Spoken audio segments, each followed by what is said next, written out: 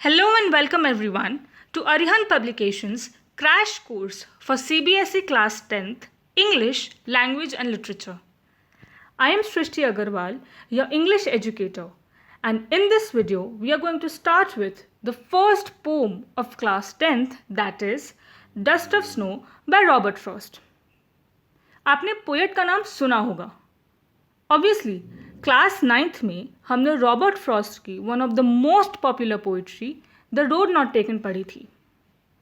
तो ये Robert Frost है कौन?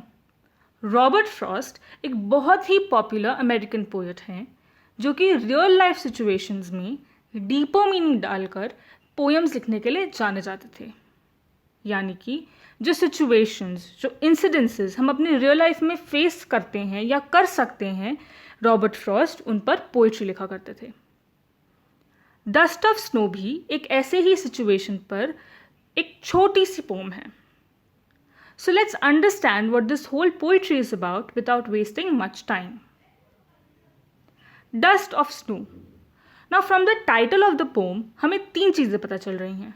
Number 1, that the setting of the poem is in winters, ठंड का समय था. नंबर 2, कि डस्ट ऑफ स्नो यहाँ बहुत ही छोटे छोटे एंड फाइन पार्टिकल्स और फ्लेक्स ऑफ स्नो की बात कर रहा है, ना कि धूल या मिट्टी की. एंड नंबर 3, दैट जो central idea of the poem है वो डस्ट ऑफ स्नो पे बेस्ड है. यानी कि जो सिचुएशन है उसमें डस्ट ऑफ स्नो एक बहुत ही इंपॉर्टेंट रोल निभा रहा है. So let's read the pome.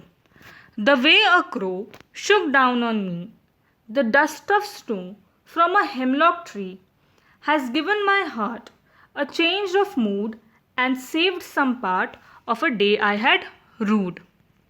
So ये 8 लाइन्स पढ़ने के बाद हमें एक चीज़ तो बहुत क्लियर हो रही है, दैट इस पोएम का सेंट्रल एक्शन क्या है कि पोएट पे डस्ट ऑफ स्नो गिरी है. यानी कि dust of snow is the central action. And number 2, that इस डस्ट ऑफ स्नो के गिरने के बाद पोएट के मूड में, मन में एक चेंज आया है. सो पोएट का मूड क्या था डस्ट ऑफ स्नो गिरने से पहले, और डस्ट ऑफ स्नो गिरने के बाद वो किस चीज़ में चेंज हुआ, और इस छोटे से इवेंट का क्या सिग्निफिकेंस है, ये समझने के लिए let's move to the stanza wise explanation of this poem. The first stanza is the way a crow shook down on me, the dust of snow from a hemlock tree. Now इस stanza में shook refers to shake, okay, and hemlock tree refers to a poisonous tree, एक जहरीला पेड़ जिसपे छोटे छोटे white flowers आते थे. ओके, अब इस स्टैंजा का लिटरल मीनिंग क्या है? अगर मैं इस 4 लाइन्स को पढ़ूँ तो मैं इसको लिटरली क्या समझूँ इस लाइन से? ये लाइन्स हमें ये बता रही हैं दैट जिस तरीके से एक क्रो ने मूवमेंट करी उसकी वजह से मेरे पे, यानी कि पोएट पे, एक हेमलॉक ट्री पे जो स्नो पड़ी थी वो गिर गई. यानी कि क्रो की मूवमेंट की वजह से हेमलॉक ट्री पर जो स्नो थी वो पोएट पे गिर गई. ओके, बहुत सिंपली हमें इन लाइंस का मतलब समझ में आ रहा है, बट हमें इन लाइंस में पोएट के मूड के बारे में कुछ नहीं पता चल रहा, ना हमें ये पता चल रहा है कि किस टोन से ये स्टैंजा लिखा है पोएट ने. ये समझने के लिए let us look into the deeper meaning of this stanza. ठीक है, इस स्टैंजा में we have 2 symbols. Okay, the first symbol is crow and the second symbol is the hemlock tree. ठीक है, जो हमारा पहला सिंबल है जो कि क्रो है, जैसे ही मैं क्रो बोलती हूँ you think of a very ugly looking black coloured bird जिसकी बहुत गंदी सी आवाज़ होती है. ठीक है, इसको हम बोलते हैं कि ये तो बैड लक लेकर आएगा, इल ओमन लेकर आएगा, राइट. यानी कि हम क्रो के साथ सारे नेगेटिव एस्पेक्ट्स, नेगेटिव इमोशंस और नेगेटिविटी एसोसिएट करते हैं. हम कहते हैं कि जैसे क्रो है तो ये सैडनेस, सॉरो या डिप्रेशन को सिंबलाइज कर रहा है, राइट. सिमिलरली ही हमारा सेकेंड सिंबल यानी कि हेमलॉक ट्री भी नेगेटिविटी से एसोसिएटेड है. हमें पता है कि हेमलॉक ट्री एक जहरीला पेड़ है, तो जैसे ही मैं इसको जहरीला बोल रही हूँ वैसे ही इस पर्टिकुलर ट्री के साथ एक नेगेटिविटी एसोसिएट हो जाती है, नेगेटिव इमोशंस एसोसिएट हो जाते हैं. किसके? सैडनेस के, सॉरो के, डिप्रेशन के, है ना। तो हमारे पास जो दोनों सिंबल्स हैं वो negative emotions of sadness, sorrow and depression symbolize कर रहे हैं, राइट।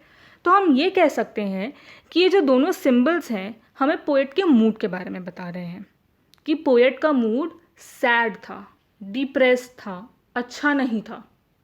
सिमिलरली ही यही दोनों सिंबल्स हमें इस स्टैंजा के टोन के बारे में भी बता रहा है कि जो पोएट ने ये स्टैंजा लिखा होगा तो भी उसका मूड सैड था, डिप्रेस्ड था, एंड उसने उसी टोन में ये लाइंस लिखी, 4 लाइंस लिखी।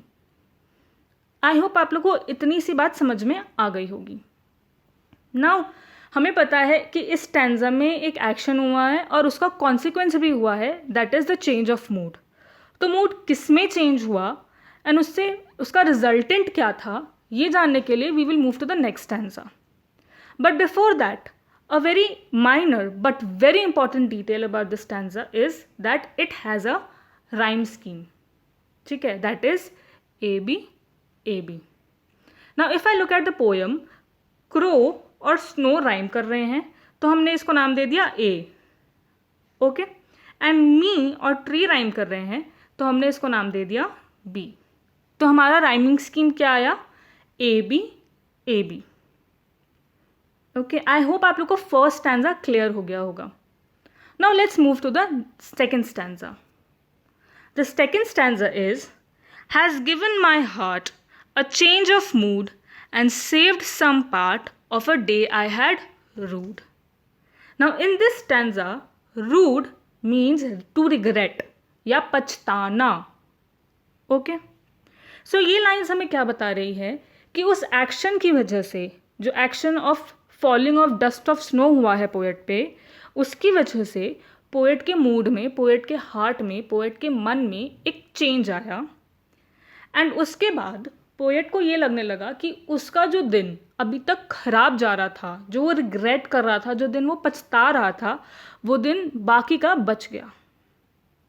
यानी कि अब जो बाकी का दिन था जो उसका, उस एक्शन के बाद वो अब अच्छा जाएगा, ओके। हमें पता है कि पोएट का मूड पहले सैड था, तो उस एक्शन के बाद पोएट का मूड किस में बदला, पोएट का मूड हैप्पी हो गया, वो पीसफुल हो गया, उसके अंदर जॉय आ गया and he felt refreshed, right. And वो फीलिंग्स के साथ, वो हैप्पी फीलिंग्स के साथ ही फेल्ट दैट उसका बाकी का दिन खराब होने से बच गया, okay. Now just like the previous stanza, इस स्टैंजा में भी एक राइम स्कीम है, that is CD CD, okay. Now look at the stanza. यहाँ पर हार्ट और पार्ट राइम कर रहा है जिसको हमने दे दिया C, ओके। एंड मूड और रूड राइम कर रहा है तो हमने इसको दे दिया D.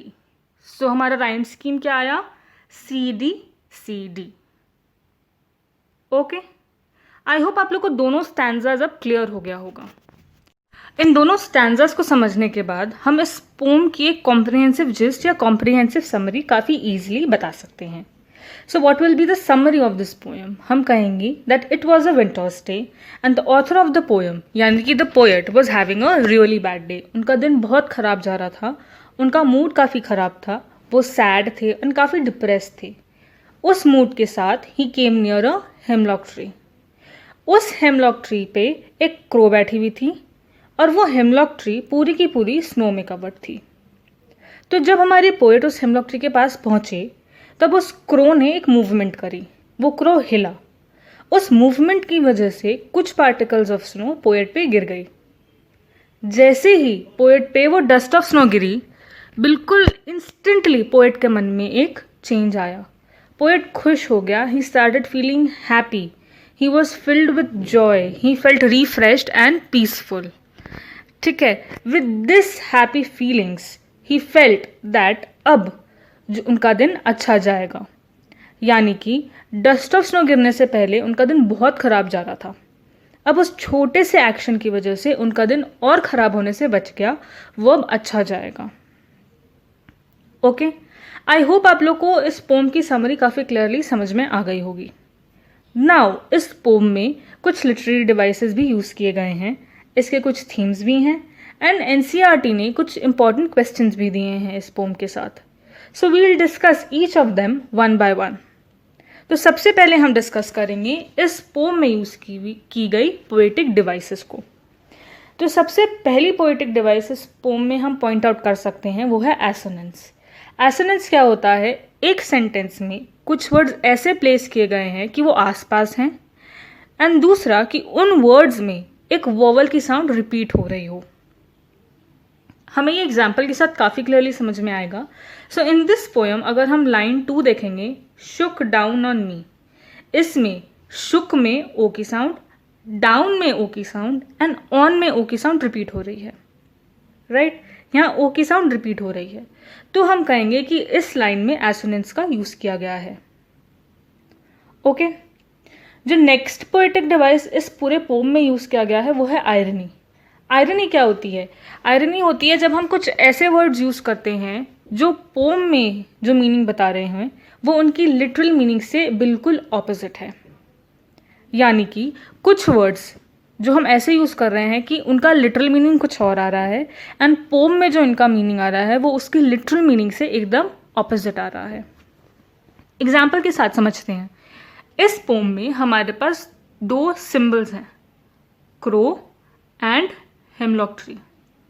ये दोनों सिंबल्स को हमने कहा कि ये बहुत नेगेटिविटी बताते हैं. जनरल अगर मैं यूज़ बताऊँ क्रो और हेमलॉक ट्री का, तो हम इसको नेगेटिव इमोशंस के साथ, नेगेटिव एस्पेक्ट्स के साथ जोड़ते हैं. राइट.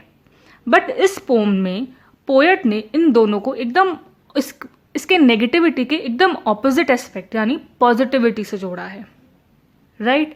तो जब हम इसके लिटरल एस्पेक्ट यानी कि नेगेटिव एस्पेक्ट से एकदम ऑपोजिट एस्पेक्ट पे आ रहे हैं पोम में, तब हम बोलते हैं कि आयरनी का यूज़ किया गया है. राइट. यानी कि नेगेटिव इमेजेस रिप्रेजेंटिंग पॉजिटिविटी. ठीक है. That is how irony is used in this poem. जो next poetic device है, that is consonance, is the exact opposite of assonance. Assonance में हम vowel की sound को देखते हैं, right?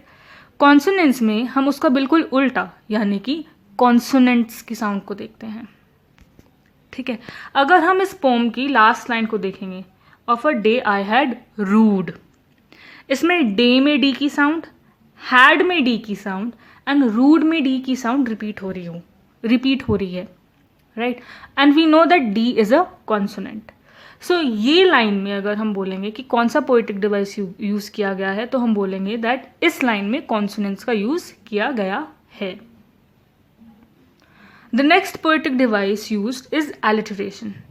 एलिटरेशन में क्या होता है कि कुछ वर्ड्स एक सेंटेंस में कुछ वर्ड्स बहुत क्लोजली प्लेस्ड हैं, एक दूसरे के आसपास प्लेस्ड हैं, एंड उनका फर्स्ट लेटर का साउंड बिल्कुल सेम है. Understand it from example from the poem.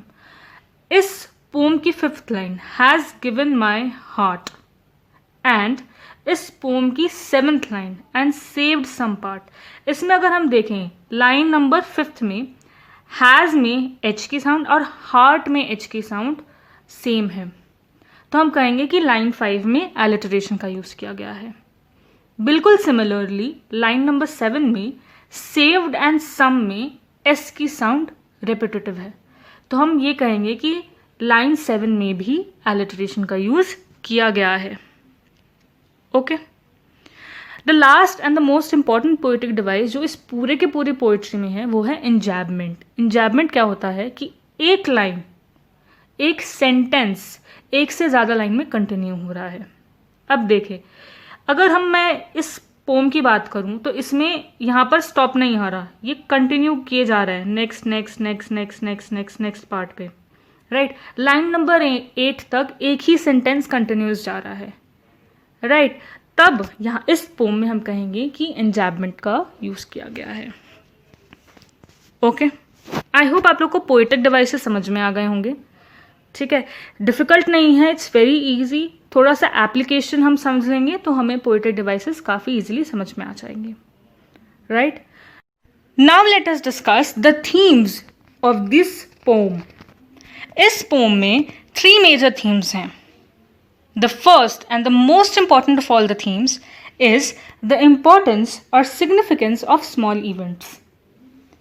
हम सब ने अपने बड़ों से एक सेइंग सुनी होगी कि these are the little things in our life that matter the most, right.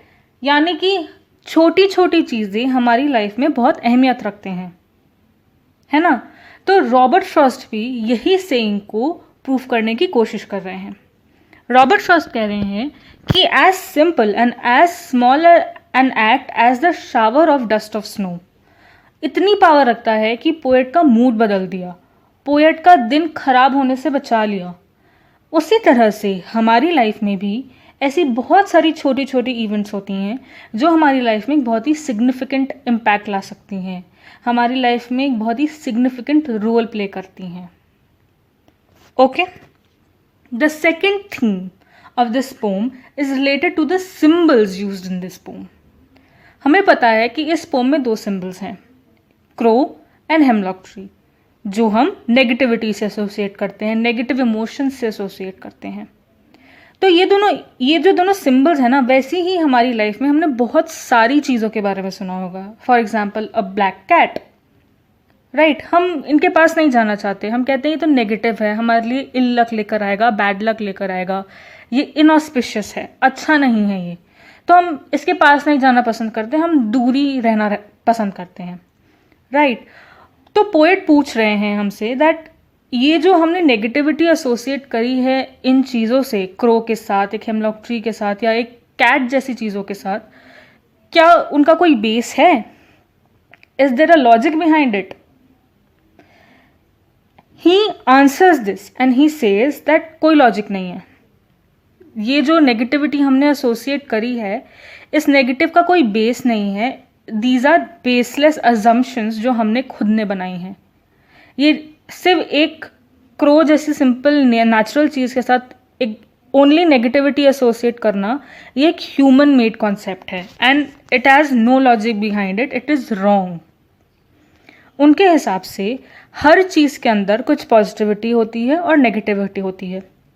अगर कोई चीज़ नेगेटिविटी रखने की पावर रखती है तो वो चीज़ पॉजिटिविटी भी रखती है, राइट। सो हम किसी एक चीज़ के साथ सिर्फ नेगेटिविटी एसोसिएट नहीं कर सकते, वो चीज़ पूरी की पूरी नेगेटिव भी हो सकती है, पॉजिटिव भी हो सकती है, ठीक है। तो दोनों एस्पेक्ट्स होते हैं हर चीज़ में, सिर्फ एक नहीं होता। Okay, the last theme is the healing power of nature. हम सब ने अपनी लाइफ में एक ऐसे सिचुएशंस फेस करे होंगे जब हम होपलेस होंगे, हम डिप्रेस्ड होंगे, हमारा मूड बहुत ख़राब होगा। एंड कई बार ऐसी सिचुएशंस में हम नेचुरल इमेजरी के पास चले जाते हैं, हम गार्डन्स में जाते हैं, पार्क्स में जाते हैं, राइट। उस समय unknowingly we start feeling good, हमें नहीं पता चलता दैट, बट धीरे धीरे धीरे धीरे धीरे हम अच्छा फील करने लग जाते हैं, हम हैप्पी फील करने लग जाते हैं, राइट। तो इसी एस्पेक्ट को लेके रॉबर्ट फ्रॉस्ट ये कह रहे हैं दैट नेचर के पास एक हीलिंग पावर है जो हमारे गुस्से को, हमारे सैड फीलिंग्स को, हमारे अंदर जितनी भी गलत चीज़ें हैं या ख़राब चीज़ें हैं, उन सबको मिटाता है, उन सबको हमसे दूर करता है। ओके, आई होप आप लोग को इस पोम के थीम्स भी काफ़ी क्लियरली समझ में आ गए होंगे। So now let's move towards answering the NCERT questions for the poem Dust of Snow. The first question of the poem is, what is dust of snow? What does the poet say has changed his mood? How has the poet's mood changed? So we see that इस question में 3 parts हैं. So let's answer them one by one. The first part is, what is dust of snow? We know that dust of snow refers to very small and very fine particles or flakes of snow. ठीक है, छोटे छोटे snow के कण को refer कर रहा है। Okay, the second part is, what does the poet say has changed his mood? We know that the sudden shower, the unexpected shower of dust of snow had changed the poet's mood. Okay, the third part is, how has the poet's mood changed? Poet का mood पहले क्या था? He was sad, and dust of snow गिरने के बाद क्या हुआ? Happy हो गया। So we will say that the poet's mood changed from sad to happiness, right. He felt refreshed, he felt joyful and peaceful. With those feelings, now he hopes to enjoy the rest of his day. Okay, now let's move to the next question. The next question is, how does Frost present nature in his poem? So this is a very general question. ठीक है, अब अगर आप NCERT देखोगे तो NCERT में इस question के साथ 3 सब पार्ट्स हैं, एंड ऐसा कह रहा है NCERT कि वो 3 सब पार्ट्स के जो आंसर्स होंगे वो हमें इस जनरल क्वेश्चन को आंसर करने में बहुत हेल्प करेंगे. Okay, so we look at दो sub parts letter, but first मैं इस जनरल स्टेटमेंट को एक्सप्लेन करती हूँ. तो अगर हम देखेंगे तो फ्रॉस्ट ने नेचर को बहुत ही डिफरेंटली यूज़ किया है. राइट, कैसे डिफरेंटली यूज़ किया है कि अगर हम बहुत ही पॉपुलर पोइट्स की बात करें, फॉर एग्जांपल वर्ड्सवर्थ या शेली, तो ये beautiful aspects of nature use करता है. Something that has a very good quality of voice, जो बहुत ही सुंदर हो, जिसको हम ऑलमोस्ट पॉजिटिविटी से जोड़ते हों. राइट, वैसी एस्पेक्ट्स ऑफ नेचर यूज़ करते हैं पोइट्स. बट फ्रॉस्ट ने एक बहुत ही different aspect of nature present किया है. राइट, उसने क्या क्या यूज़ किया है? क्रो यूज़ किया है, हेमलॉक ट्री यूज़ किया है. राइट, अब हमें पता है कि हम इन दोनों चीज़ों को कभी भी पॉजिटिविटी से नहीं जोड़ते जनरल टर्म्स में. Right, so let's look at the sub parts to answer, to relate our answer to the crow and hemlock tree. सो क्वेश्चन 2 का फर्स्ट पार्ट क्या है? What are the birds that are usually named in a poem? Do you think a crow is often mentioned in poems? What images come to your mind when you think of a crow? So first part का answer क्या होगा? That poems में generally beautiful looking birds with a very good quality of voice, बहुत मीठी आवाज़ और बहुत सुंदर दिखने वाली birds का यूज़ किया जाता है. For example, peacock, swan, myna, nightingale. हम ऐसी बर्ड्स का यूज़ हम जनरल पोम्स में देखते हैं. राइट, बट रॉबर्ट फ्रॉस्ट ने, हमारे पोएट ने, एक क्रो का यूज़ किया है. एक ऐसी बर्ड जो हम जनरली पोम्स में नहीं देखते. बहुत रेयर ऐसे केसेस होते हैं जब क्रो का एक पोम में यूज़ होता है. ओके, तो सेकेंड पार्ट का आंसर भी हमें मिल गया. Do you think a crow is often mentioned in poems? No, we don't think that a crow is often mentioned in poems. It is very rarely that we find crow in poems. Right? And the third part asks us कि जैसे ही मैं crow बोलती हूँ तो हमारे दिमाग में क्या इमेजरी आती है? तो एक crow एक black ugly looking bird है जिसकी आवाज़ बहुत ख़राब है. उसकी आवाज़ हमारे कानों में चुभती है. It has a very harsh voice. Right? सो इस इमेज के साथ हम क्या क्या एसोसिएट करते हैं? हम negative images, negative emotions of death, decay and sorrow associate करते हैं. ठीक है, हम कहते हैं that crow is a bearer of bad luck. ये तो इल लक लेकर आता है. It is a bad omen, inauspicious है.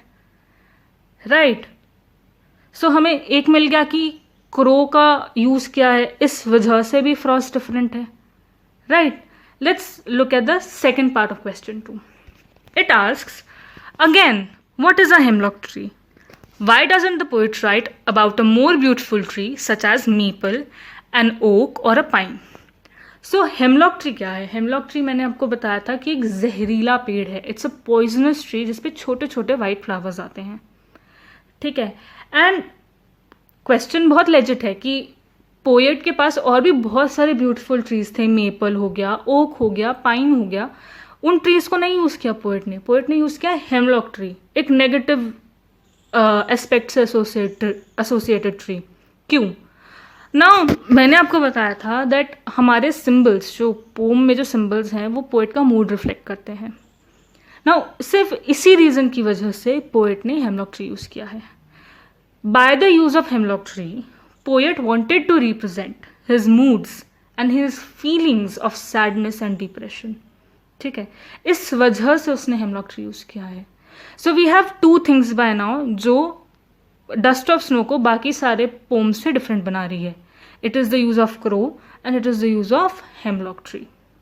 Right, so let's look at the third sub part of question number 2 and put out a comprehensive picture of how we will answer the question number 2. The third sub part of question 2 asks, what does the crow and hemlock tree represent? Joy or sorrow? What does the dust of snow that the crow shakes off the hemlock tree stand for? ठीक है, सो crow और hemlock tree क्या represent करते हैं? अगर मैं बहुत general terms में बात करूँ, हमारी कॉमन अंडरस्टैंडिंग की बात करूँ, तो हम क्रो एंड हेमलॉक ट्री को नेगेटिविटी से जोड़ते हैं। हम ये कहते हैं that it represents sorrow, sadness and depression, right. But poet ने क्रो एंड हेमलॉक ट्री को जॉय से एसोसिएट किया है, क्योंकि वो पोएट का मूड बदल देते हैं, पोएट को हैप्पी कर देते हैं, right. So we have 3 reasons, एक तो use of crow and hemlock tree and एक उनका भी use in a different manner. Okay, I hope आप लोग को ये चीज समझ में आ गई होगी। नाउ पार्ट 3 का जो सेकेंड सब पार्ट है वो है what does the dust of snow that the crow shakes off the hemlock tree stand for. So हमें पता है कि डस्ट ऑफ स्नो के गिरने के बाद पोएट के मन में एक चेंज आता है, पोएट बदलता है, उसका मूड बदलता है। सो हम ये कह सकते हैं that dust of snow for the poet represents natural Joy and happiness. ठीक है, ये रिप्रेजेंट करता है कि बहुत बुरा दिन बिताने के बाद अब पोएट के मन में एक चेंज आ रहा है, एक ऐसे टाइम में जा रहा है पोएट जहाँ पर वो खुश होगा, वो पॉजिटिव होगा। ओके, सो अब हमें समझ में आ गया कि क्यों फ्रॉस्ट एक डिफरेंट पोएट है, क्यों फ्रॉस्ट इस पोएम में दूसरे पोएट से अलग से दिखता है, राइट। आई होप आप लोग को क्वेश्चन 2 समझ में आ गया होगा। Now let's move to the last question of NCERT, that is has there been times when you felt depressed और hopeless? Have you faced a similar movement that changed your mood that day? So पहला पूछ रहा है that क्या हमने अपने life में ऐसे सिचुएशंस फेस करे हैं जब हमारा मूड काफ़ी डिप्रेस था, होपलेस था। तो आई नो हम सब ने ही ऐसे मोमेंट्स फेस करेंगे, चाहे वो एग्ज़ाम के रिजल्ट्स नहीं अच्छे आए, चाहे किसी से डांट पड़ी, चाहे दोस्त से लड़ाई हुई। ऐसे सिचुएशंस में हमें बहुत बुरा लगता है, हमारा मूड बुरा हो जाता है, राइट। तो हम सब ने ही ऐसे सिचुएशंस फेस करे हैं, ठीक है। एंड मैं ये भी कह सकती हूँ दैट हम सब ने उन सिचुएशंस में कुछ ऐसे मूवमेंट्स भी देखे हैं जिसने हमारे मूड को बदला हो, राइट। तो बुरे मूड में हमने एक ऐसा मूवमेंट देख लिया जैसे कि पोएट के साथ हुआ, जिसकी वजह से हमारा मूड बदल गया, हम खुश हो गए हों, राइट। तो क्वेश्चन का हमने फर्स्ट पार्ट का आंसर दे दिया। सेकंड पार्ट पूछ रहा है कि वो हमें मूवमेंट बताओ, राइट। सो हम मूवमेंट सबके लिए डिफरेंट होगा, ठीक है। तो मैं अपना मूवमेंट बताऊंगी ताकि आप लोग को काफ़ी क्लियरली ये चीज़ समझ में आ जाए। सो मेरी अपने दोस्त से लड़ाई हुई थी स्कूल में किसी चीज़ को लेके, एंड मेरा मूड उसकी वजह से बहुत ख़राब था, राइट। उस समय मैं एक गार्डन से गुजर रहा था जहाँ पर एक स्ट्रे पपी था, वो देखने से बहुत हंगरी लग रहा था एंड बहुत अजीब सा लग रहा था, ठीक है। सो तो मैं उससे दूर रही, but I saw a little girl, like 5-6 years की girl with a small chapati in hand. वो उसको फीड कर रही थी एंड उसके साथ खेलने लग गई। Just the share kindness and the share compassion जो उस लड़की ने दिखाया, उसने मेरे मूड को एकदम बदल दिया। मैं खुश हो गई उसको देख के कि वो मूवमेंट इतना अच्छा था जब मैंने उस लड़की को उस छोटे से स्ट्रे पपी के साथ खेलते हुए देखा कि मेरे मूड में एक चेंज आ गया। And I ran over to that girl and I played with that puppy and the girl, right. Just like this you can talk about your imaginative or your real experiences. Okay, now I hope that आप लोग को ये pome काफ़ी clearly, काफ़ी easily समझ में आ गई होगी, क्योंकि हमने स्टैंजा वाइज भी डिस्कस कर लिया, हमने इसके पोएटिक डिवाइसेस भी डिस्कस कर लिए, थीम्स भी डिस्कस कर ली एंड कुछ एनसीईआरटी के क्वेश्चंस भी डिस्कस कर लिए, राइट। तो अब मुझे उम्मीद है कि अगर हमारे को कोई भी क्वेश्चन आता है डस्ट ऑफ स्नो से तो हम बहुत ईजिली आंसर करेंगे, right. Thank you and have a nice day.